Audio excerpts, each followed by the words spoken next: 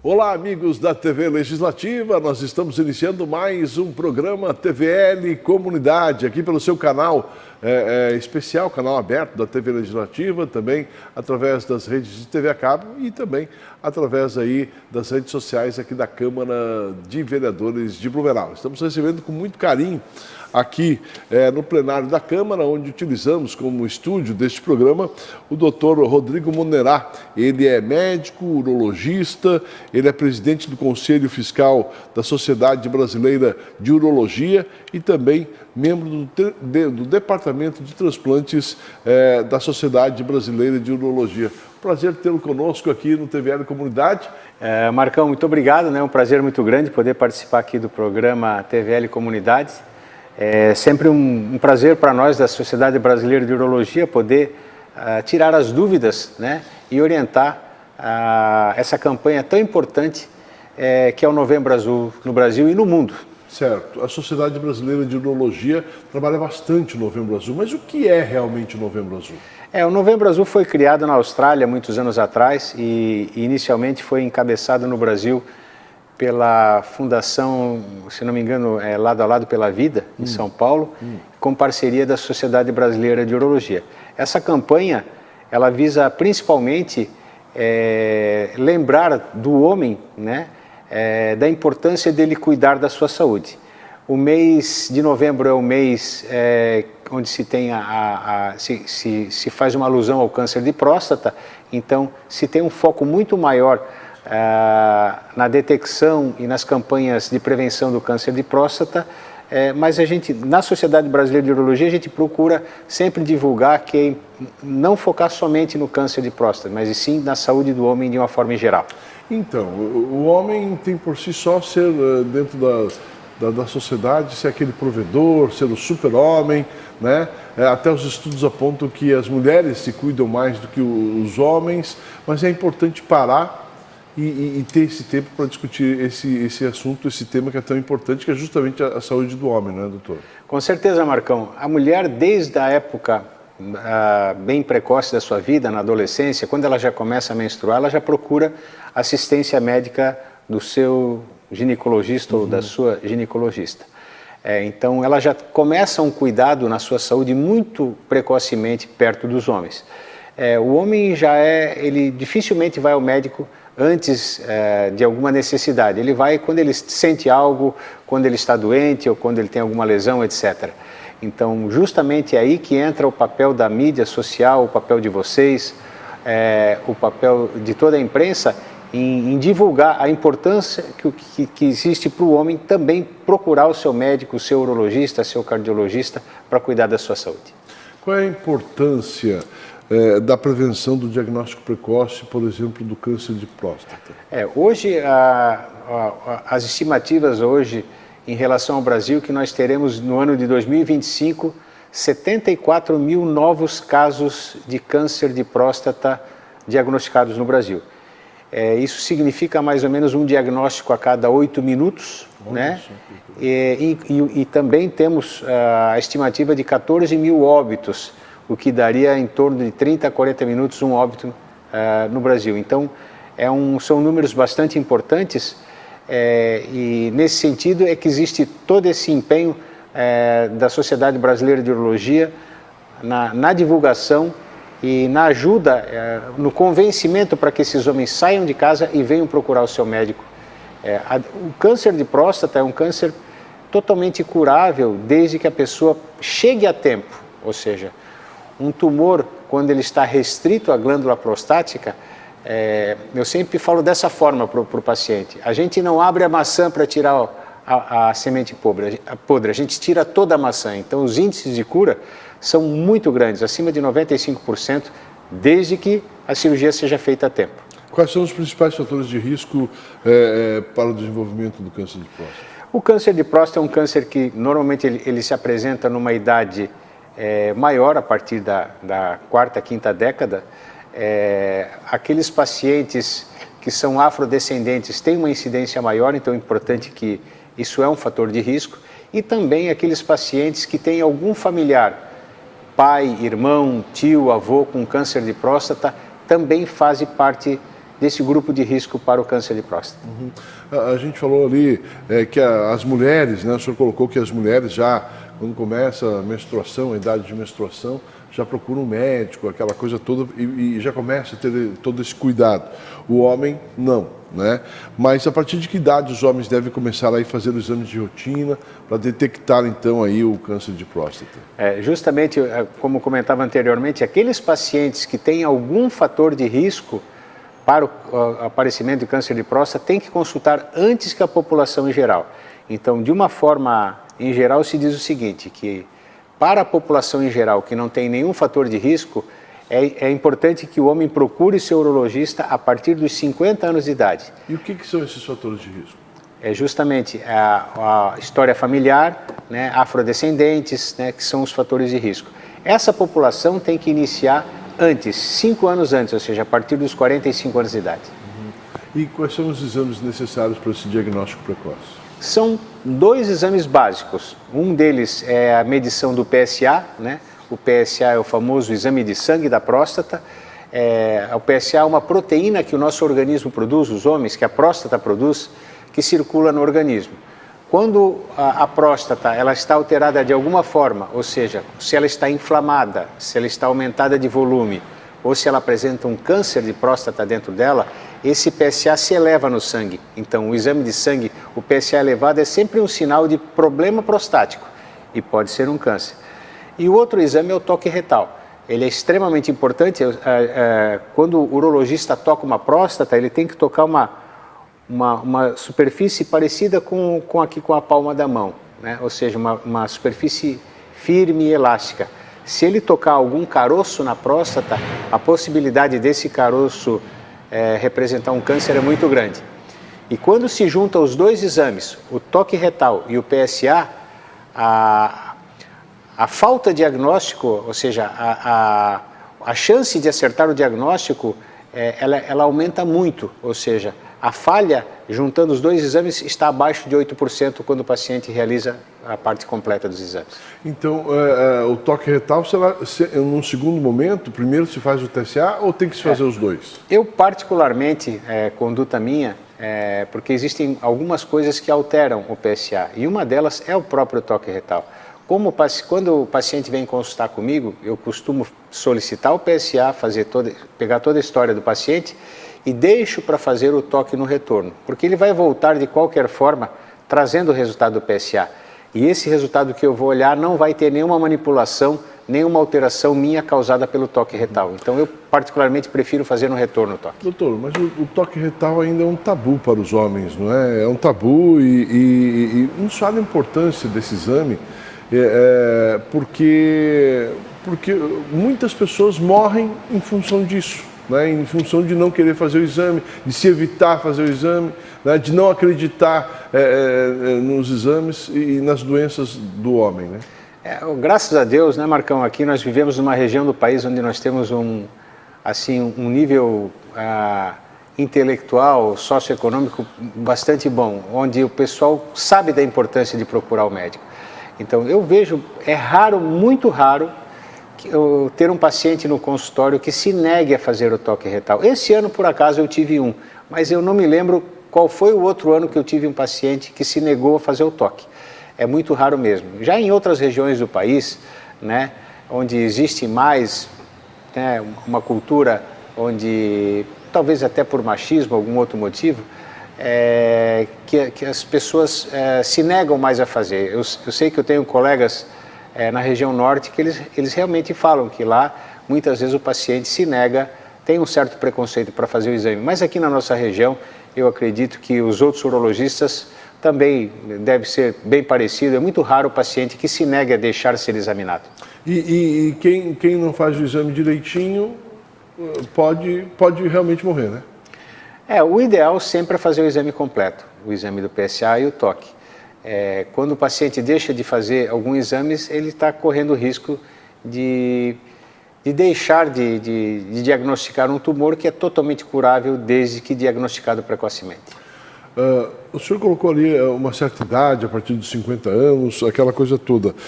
Mas quais são os sintomas mais comuns aí do câncer de próstata. Eu quero falar sobre esse assunto no próximo bloco, pode ser? Ok. Vamos a um breve intervalo. Daqui a pouquinho a gente retorna conversando hoje com o Dr. Rodrigo Monerá, ele que é médico urologista e também presidente do Conselho Fiscal da Sociedade Brasileira de Urologia. A gente vai a um breve intervalo, daqui a pouquinho a gente volta, continuando esse papo.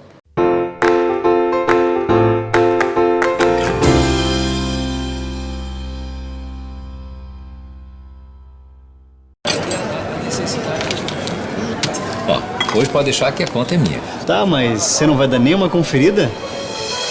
A Câmara de Vereadores de Blumenau tem um compromisso com a cidadania e sabe da importância de parar e conferir suas contas. No portal da Transparência, a Câmara disponibiliza informações sobre a gestão de seus recursos para a comunidade. É isso aí, você tem toda a razão. Exerça sua cidadania, fiscalize. Câmara de Vereadores, independência e transparência cada vez mais perto de você. É da nossa tradição essa vontade de fazer acontecer. Todos os dias, todas as horas, conseguimos fazer da tristeza a nossa superação, das conquistas o nosso objetivo. A Câmara Municipal faz parte dessa história, na fiscalização e na promoção de um debate contínuo com a nossa sociedade. Acompanhe as atividades do Legislativo no site e exerça hoje e sempre sua cidadania. Câmara Municipal de Blumenau, fazendo parte dessa história.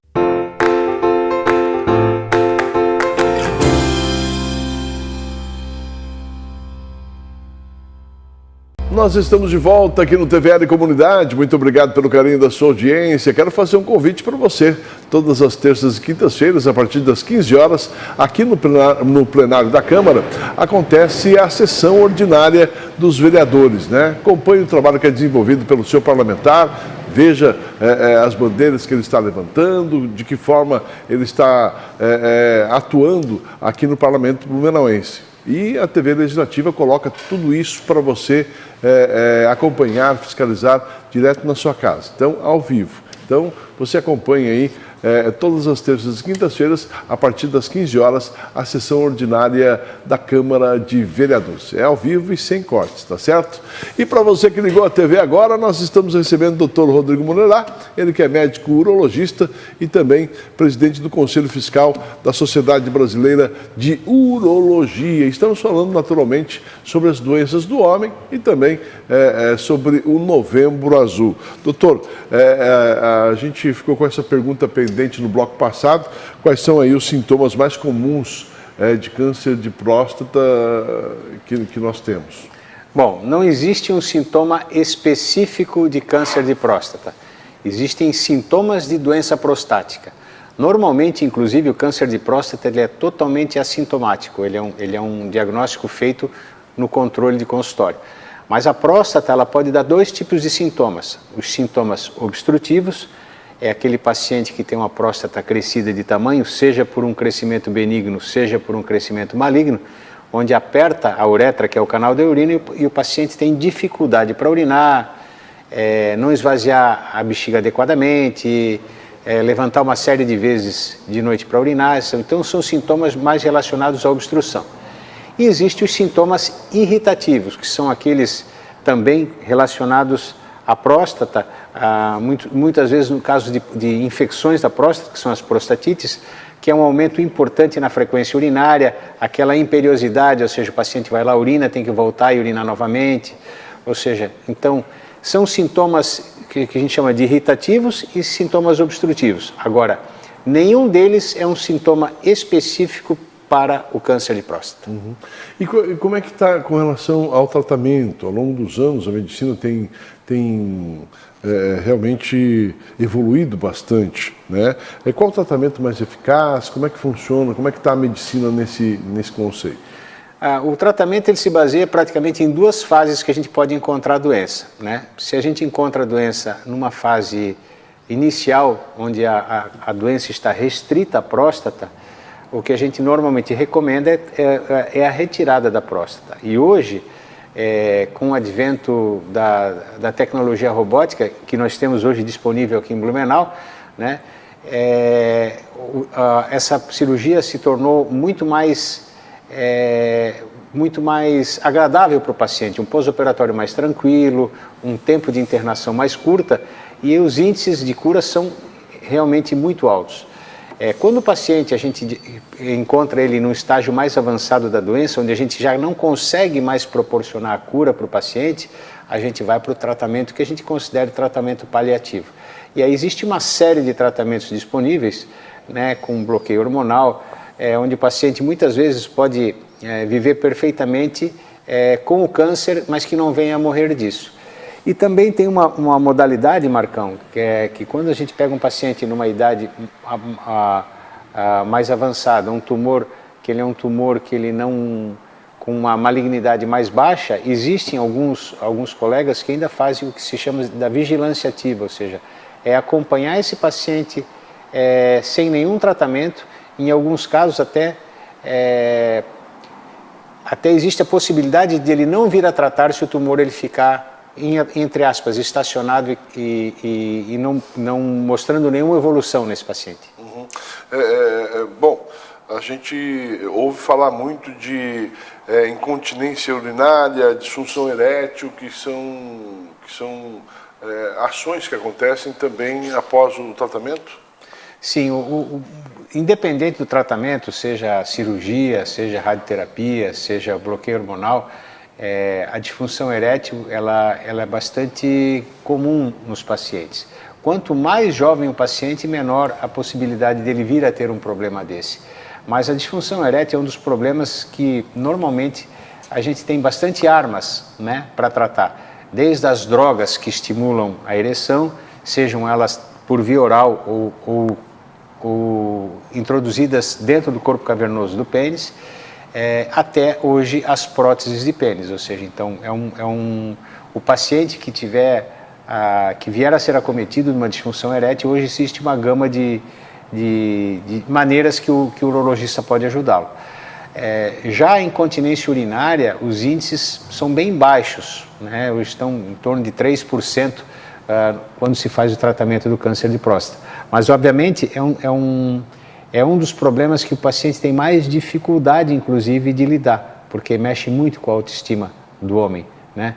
A mulher está muito acostumada a usar um absorvente, né, desde a época da infância, e muitas mulheres hoje têm incontinência urinária e elas têm uma habilidade melhor de lidar com isso. O homem com incontinência urinária realmente é um paciente que a gente tem que tomar bastante cuidado e tentar ajudar ele ao máximo, porque a qualidade de vida dele cai bastante. Mas é pouco provável, está abaixo de 3% hoje a incidência de incontinência urinária. Ô, doutor, e tem como se prevenir do câncer? Tem como se prevenir? Se eu comer tal coisa, se eu fizer tal coisa, eu não vou ter câncer nunca. Existe essa possibilidade? De uma forma em geral, Marcão, assim, uma vida saudável, né, exercício físico, evitar a ingesta de gordura animal. Hoje se fala muito, né, no licopeno, que é uma substância que está presente nas frutas vermelhas. O tomate é uma das substâncias que apresenta bastante licopeno. Isso parece que tem um papel, eu diria, na prevenção da próstata em geral, mas não necessariamente específica para o câncer de próstata. Infelizmente, a gente não tem uma receita para que a pessoa garanta que ela não vá vir a ter um câncer de próstata, mas sim, sempre recomendando uma vida saudável, exercício físico, cuidado com gordura animal. Quando eu falo de gordura animal, existe um trabalho bastante antigo já sobre os japoneses, né, que os japoneses, né, que vivem no Japão, eles têm um índice X de câncer de próstata. Quando eles passam a viver nos Estados Unidos, o mesmo japonês, a incidência aumenta bastante. Isso provavelmente estaria, em princípio, relacionado à ingesta de gordura animal, que é muito maior nos americanos do que nos japoneses, né? Uhum. Então, mas, em princípio, o importante é o diagnóstico precoce. Como nós não temos nada específico para evitar, é recomendar que nessa faixa etária, de 50 anos para a população em geral, e naqueles que têm fator de risco a partir dos 45, que procure anualmente o seu urologista e faça tanto o PSA quanto o toque retal. Doutor, falando em evolução aí da medicina, de onde nós viemos no que diz respeito ao avanço nessa questão do câncer, da própria urologia, né? E para onde nós vamos? O que está por vir? Cada vez mais a genética, né, em toda a medicina, ela está evoluindo muito, né? E os tratamentos hoje cada vez estão evoluindo mais também. Então, hoje ainda nós não temos nada que substitua de forma tão eficaz a cirurgia da próstata, a retirada da próstata. Alguns casos, em alguns casos de tumores, a radioterapia tem um papel muito importante e também proporciona a cura. Mas, com certeza, no futuro, a evolução da medicina, no termos da genética, e virão aparecer tratamentos inovadores que talvez venham a substituir, inclusive, a cirurgia. Mas isso é coisa para o futuro. A gente falou muito sobre câncer de próstata, mas quando se fala em saúde do homem, não é só o câncer de próstata, tá? Não. O homem, a gente já aproveita o paciente quando vem no consultório, na época de novembro, e a gente não foca só no câncer de próstata. Eu, por exemplo, peço um exame geral para os pacientes,